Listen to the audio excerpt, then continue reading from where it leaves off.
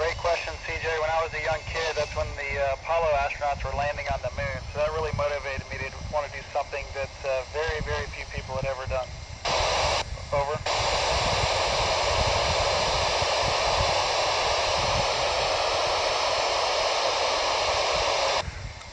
Well, I'm just honored to be in this position. It takes a lot of hard work to do anything that's really important. I kind of count this as being a very important job, but I hope it motivates people like you and all your friends to do things that you never thought you could do. Over.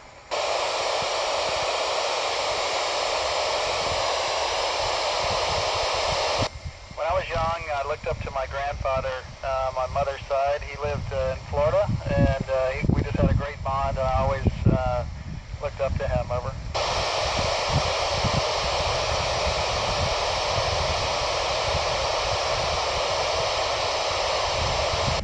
Well, physically, probably the spacewalk training was the hardest. Mentally, it was probably studying the Russian language, which we have to do because we're flying on Russian vehicles now. Over.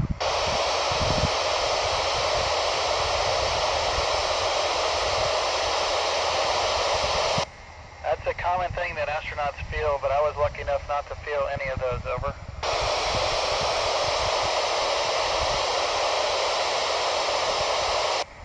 I was very relaxed sitting on the launch pad for about 3 hours before launch. I was thinking about my family, but also thinking I was right where I was supposed to be. Over.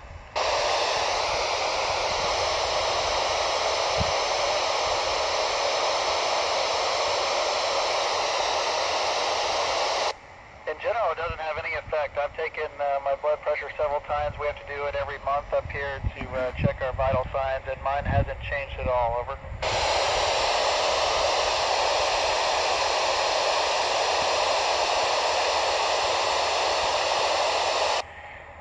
Since we're flying on the Russian vehicles, they pack some Russian food for us.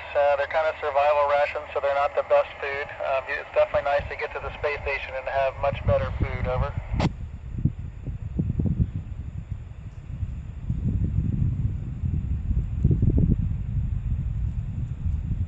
Hardest thing for me is just missing my family. I have 3 children and a wife, and just missing them is the hardest thing, especially over the holidays. Over.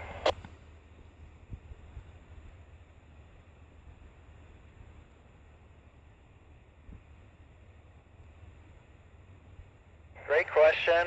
We're really lucky up here. We have email, which is pretty much instantaneous now, so we can communicate that way. We also have a phone system that we can use, so I talk to my wife every day pretty much, and my kids probably 3 or 4 times a week. Over.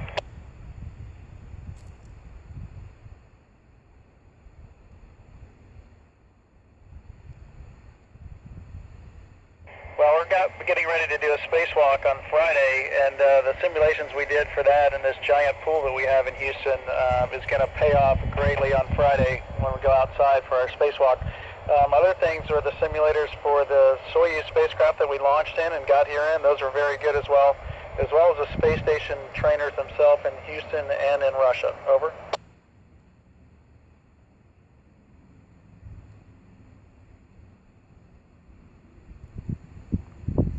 Well, we got a few things to do. Looking out the window is a favorite. Just taking pictures of our beautiful planets, very fun. For me, I'm a big sports fan, so I love every now and then they'll send up live football games. So I know you guys are getting ready to watch Alabama on Monday, so I'll be excited to watch that as well. Over.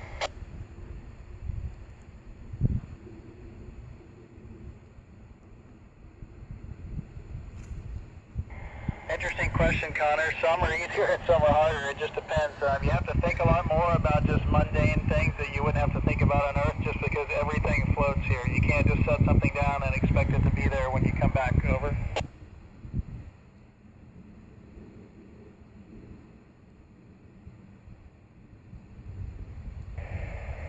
We have a lot of medications and we have a lot of equipment to take care of about anything.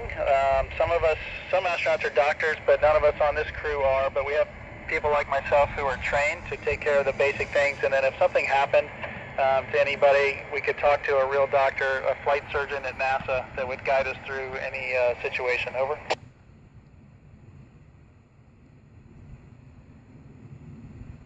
Yeah, very good question. We just had the election, as you know, and at the time I was the only American on board, so I was able to vote from space, so that was kind of a neat thing that I'll always remember. Over.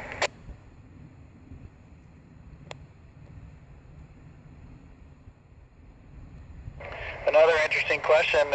We don't have the ability to wash anything up here, so we wear it until we can't stand it anymore, and then we just put it in the trash. Over.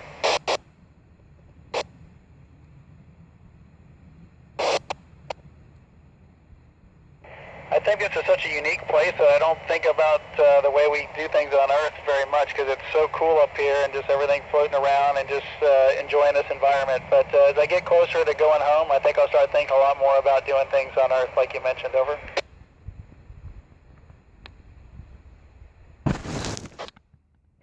There's not a minimum age, at least on the American side, but we do look for a lot of requirements, education requirements and work experience and things like that usually get you to you're around 30 to 40 years old, believe it or not, before you can get all those things that NASA's looking for. Over.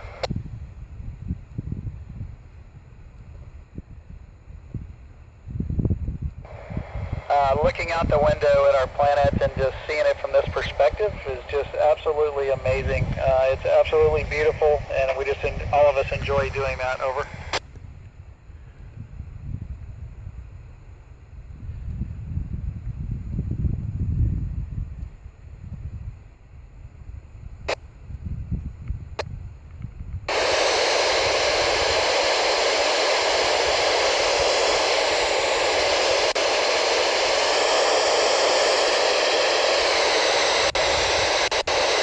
Well, I hope you guys, it sounds like you've been studying space quite a bit leading up to this, and that's great.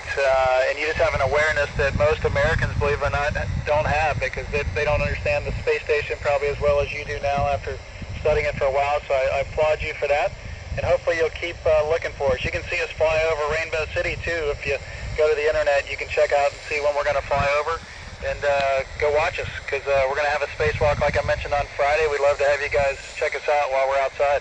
Over.